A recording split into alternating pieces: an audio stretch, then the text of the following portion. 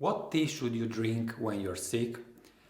I hope you are not, but unfortunately I'm sick today, so I need to find it out. Now.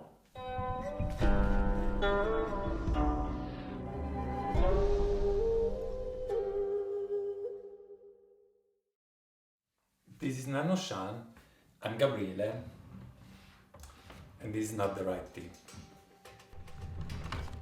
Also not good. Yes, you're going in the right direction here. Oh yeah. Oh yeah. What about this one? Bit of a different pouch. Yep. Now just to choose which one to drink. This is my first tea after the surgery. That was yesterday. Yesterday it was really not possible to do anything but lying in my bed. and today I just need my tea, my daily tea. It's when you're sick and you want to drink tea, it really depends also what do you have, right? I mean, there is sickness and sickness. But I would say that there are also some general rules, because no matter what's the problem, your body is upside down, right? And this remains the same no matter what sickness you have. I don't think I have fever. I didn't check that. But I didn't eat the whole day yesterday. I had just today my first meal. My stomach is upside down, to say the least, I would say. Well, I can show that to you, I guess. My belly looks like a pasta strainer, I would say. Are you ready? I have 3 big holes sewed, and but I can digest. That's not a problem. So if you would have stomachache, then I would say the teas that I'm drinking today are all good for you, unless of course you don't feel like drinking anything, right? Here we are speaking, you are sick and you wish, you want to drink tea. What tea to go for? The tea I'm drinking right now is a honcha, is a black tea. Is this one here. Is a Mejan black tea. I don't think we have it online, this specific batch. It was in the past. It is from 2023. But we might have some other Mejan. Mejan is the name of a cultivar online. But doesn't matter. This tea represents a category. Aromatic black tea. I want something aromatic because my taste sensation is also a bit upside down with the sickness and there's the ill status. And so you don't want to go for something that is too gentle and too fade, because you risk to not even taste the tea. So I've all searched actually somewhat aromatic and relatively intense teas, and this is certainly what I would suggest doing.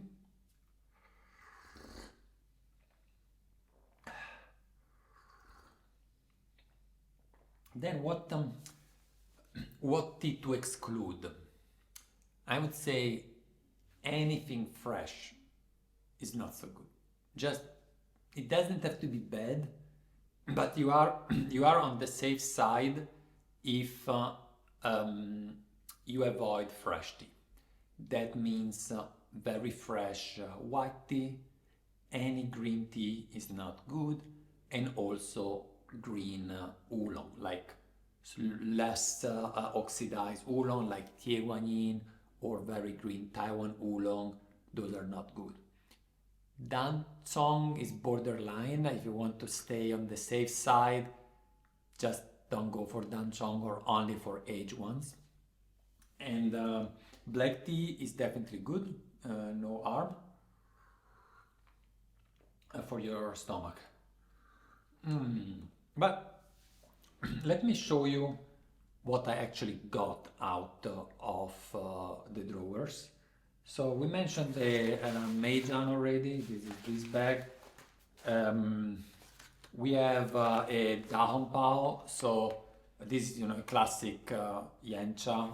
It's I think good. It's not necessarily extremely aromatic, but it has that roasting and that warmth that you might need, especially if you either want to sweat or if it is fall like right now or winter and it starts getting cooler. This is a tea that really warms you up, and it's not warms you up just because of the water temperature, just because of that roasting, warming roasting. Then I mentioned before to avoid green oolong. And as you've seen, certainly a yancha is not a green oolong. But then I took also a Hong oolong. This is Yixing, again another cultivar from Taiwan, Hong oolong, which is a mix of black and oolong processing. And this is really a safe side in two aspects. It goes in the direction of a black tea, well oxidized, doesn't harm your belly. And at the same time, it has that oolong components that bring the flavor that you want to taste if your tasting buds are compromised. Yeah, I would say that when I opened those drawers, this is also the tea I was craving more. It's then I decided to go for a black tea, but out of all of that, if I had to choose one, I would have chosen actually this very tea. Now let's speak about post-fermented teas. Post-fermented teas, because the HR word, but also let's expand it to shampooer, you have to be careful. And also here you have to be careful about two things again. One aspect is the freshness. So please don't go for very fresh shampooer. Same reason as before, it is aggressive to your stomach, it cools down your body, also physiologically speaking, and just it doesn't help. You might like it, but just wait a few days to feel better for that. However, aged Sheng, and I have a few in this bag, are definitely good. If I have here, for example, Lao Bandong from 2014, more than 10 years old, definitely fine. And another aspect to take care about Heicha is that there is fermentation ongoing, and in some cases there is also fungi. Now, those are all teas that are 100% safe to be drunk when you're healthy, but when your body is upside down, maybe you don't want to add additional bacteria to it or additional fungi. It just, your body is overall more sensitive. It doesn't mean, they have to be bad. Maybe some of them would be even good for you, but you just don't know. So play safe and just put aside anything fermented. Shampooer, old shampooer is fine if you kept it dry and it was stored dry, so that over the years there hasn't been a lot of fermentation and it was mainly oxidation what happened. Then you're on the safe side as well. But if it is a Hong Kong shampooer or something just wet stored and you are aware of it, but you can tell by the smell, then just leave it aside. I would say if you're not into flavored tea, I haven't any here, but I know I have one that I want to try. It is actually a white tea with flowers. Actually, you know what? I go pick it up and show it to you. This tea is, I show it here in the camera. It comes in small bricks. It is a fairly aged white tea, and you can see by the color that is not that fresh. And it has flowers on the other side here. Now, this is not the tea I would reach out on a normal day, because I'm not the type of person very keen to flavor tea. I'm not excluding all of them. I really love Earl Grey, for example. It has been a long passion of mine, but tea flavor with flowers is not my main thing. But for example, this is something I would like to try today because, how can I say, it's, yeah, because the reason I was saying before, you don't feel like going for too fine and subtle tea, because your body might not just be ready for that level of nuance. You want just something to relax and enjoy without having to concentrate on it. And here you have the natural aspect, it doesn't harm your body, and at the same time you have that additional flavor, right? And yeah, I wanted actually to spend the last word about this tea, and when actually I picked it up, I had already something in my head for you, and very soon there will be the Berlin Tea Festival. And since this tea is special, and this as well, we might combine it with that, I thought doing a little bit of a sick game here. And let's see how I have to think about it, but I want actually to give you these teas. If you're going to the Berlin Tea Festival this year, in November 2025, it is on the 8th and on the 9th, you may be able to get some of this tea for free. So hold on with me. Sorry, I see that I'm not prepared as I usually do. I need a Gaiwan, so I go grab it for this tea. And we brew it, because this is, as you can tell from the bag, and I know that some of you guys already thought about it, this bag is purple for a reason, because it is a purple cultivar. You can see actually, maybe, I don't know if you can see that, on the bag here there are some purple leaves, and the tea comes from Kenyan. I visited this plantation, I even did a video when I was there, and then I bought some of their tea, including this one. And it's kind of rare that you have a purple cultivar in a country that actually does mass production of tea. So I was very curious to see what comes out of here, because look at the leaves, they are so beautiful. Like, if you see these leaves, you would never think that this is a tea from Kenya, right? It is obviously hand-picked, obviously. Very large leaves, so it seems like probably an Assamica variety. And I don't even remember having drunk it. I have the bag, but I don't, maybe I did. I just don't remember if I did. So I want to drink it today with you. And then we do a little game so that you guys can have this tea for free if you visit us at the Berlin Tea Festival. We'll have a big stand this year, and I look forward to see as many of you as possible there. And we will do a main, let's say, the game. The first prize will be the rest of this bag. It's about 20 grams left. It's a 25 gram bag. And then we do, for anyone else that participate, I will give you one brick of this I'm pretty sure it is really good tea, and if you're not into flower tea, you just keep it for the next time you're sick. I have how many? 1, 2, 3, 4, 5, 6, 7, something like that.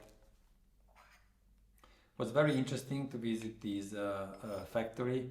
I'm of course used to travel in tea producing area, but Kenya is different. It's not the type of tea that I would go and search for nannuoshan. But I have to say I was genuinely surprised by what I've seen there. Very pale color. I wonder if they write how they process this tea. You know, it doesn't look like it is any close to a classic Kenya black tea. No, it doesn't tell at all.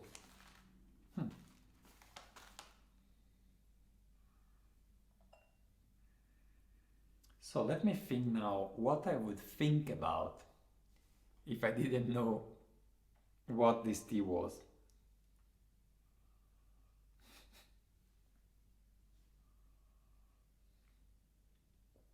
Try to make up the answer in your head.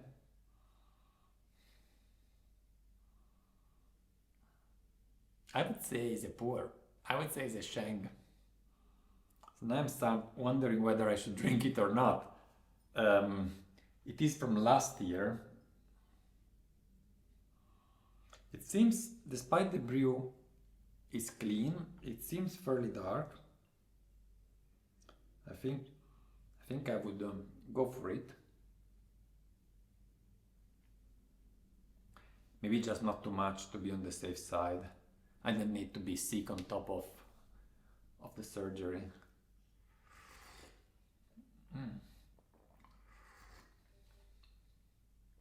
So at the nose, it's a little bit wet. Yeah, like wet storage, but not too much, just a tiny bit, like if it wouldn't have been dried very well. Not that it has been stored wet, but just the drying process of the leaves were not completely true. But I tell you, just a tiny bit. In the cup though, nothing of all that. It's really smooth. When drinking it, I wouldn't think any more about shampooer because it's too mild, soft and silky. I would actually question whether it has been brewed long enough. I think it can certainly be pushed even more, but I like the flavor. And I like it even more because it is so undescribable. It doesn't fit in any of my classic category. Okay, so let's do like this. For let's say for those that this week, the week that this video comes out, will write in the comments below, let's pop. Among all of them, we will extract one person that will receive the purple bag at the Berlin Tea Festival. You guys, you have to be there. And if there are more than one person that participate, we will give to each of them one of these in the order they replied. So let's say that if you are super fast, you reply first, but you are not sorted for the purple tea, you will certainly at least get the little white tea with, I don't know which flavor it is, sorry, which flowers, it is a yellow flower. All right, I hope these will help you should you fall sick or should you go through a surgery like it happened for me, in keep on drinking tea while you're recovering at home. I'll see you hopefully at the Berlin Tea Festival, otherwise as usual in the next videos. Bye guys.